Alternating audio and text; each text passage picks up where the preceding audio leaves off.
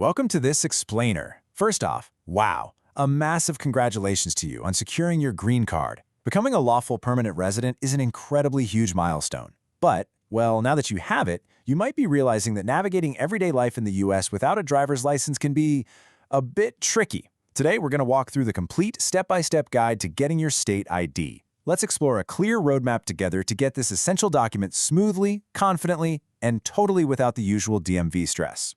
Okay, let's dive into this. We're going to look at why you actually need one of these, how to gather your essential documents, the application and appointment process, conquering the DMV visit itself, and finally, the Real ID upgrade.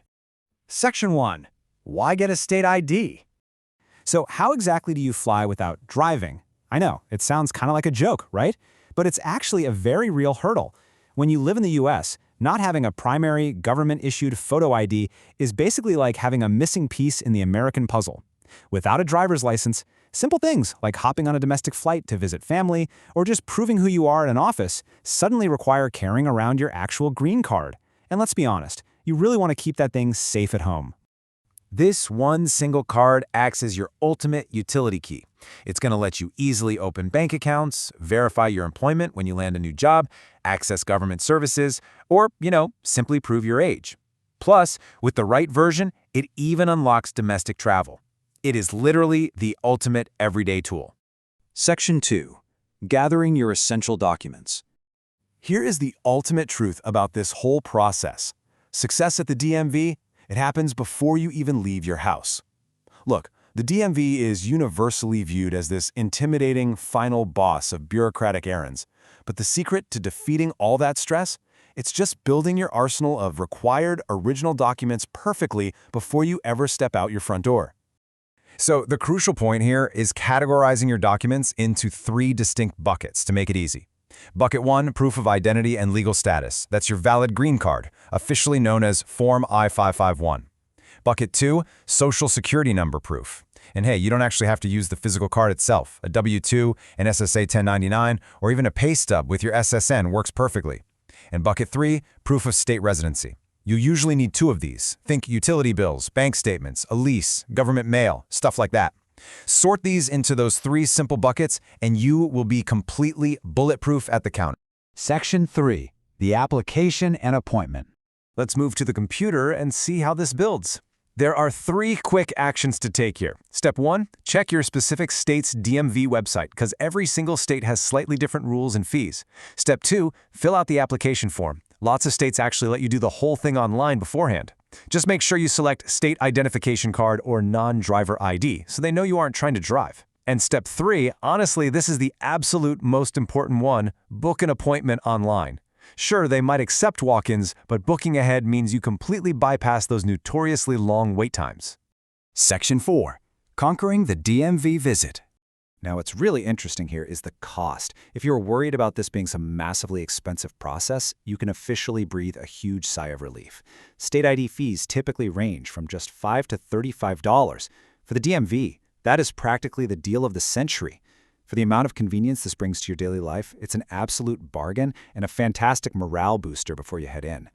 Because you followed all those earlier steps, this visit is going to feel like a quick victory lap. Here's exactly what goes down. Step 1, you bring those original documents, your application, and your payment. Step 2, hand them to the clerk. They'll verify your papers, snap your photo, and capture your signature. Step 3, you pay that tiny application fee. And that is literally it. No driving tests, no parallel parking, just a super simple verification. And when you come prepared like this, the processing time is incredibly fast. The actual DMV visit, it should really only take about 15 to 60 minutes. Plus, before you even walk out the door, most states will hand you a temporary paper ID that exact same day. Then, in just 1 to 4 weeks, your shiny new permanent physical card will arrive safely right in your mailbox. Section 5. The Real ID upgrade. Let's demystify this piece of federal jargon for a second. You've probably heard of the Real ID. A Real ID is simply a federally compliant version of your state ID. Basically, it means the federal government officially recognizes it for things like domestic air travel and getting into secure federal facilities. When you compare the 2 side by side, going for the upgrade is a total no-brainer. The standard state ID is fantastic for banking, employment, and age verification. But the real ID? It gives you all of those standard benefits, plus the ability to hop on domestic flights and enter federal buildings without ever having to drag out your passport or your green card. When you're sitting at that counter doing your victory lap, explicitly ask the clerk for the real ID option if your state offers it. It is for sure the best way to maximize your visit. So, that brings us to our final question. Are you ready to gather your documents and unlock your everyday American conveniences? You've got the complete roadmap now. You know exactly what you need, how to skip the lines, and why that real ID is the ultimate power move. Getting the green card was the hard part. It's just following a few simple steps. Start with bucket 1, get those papers together, and go conquer the DMV.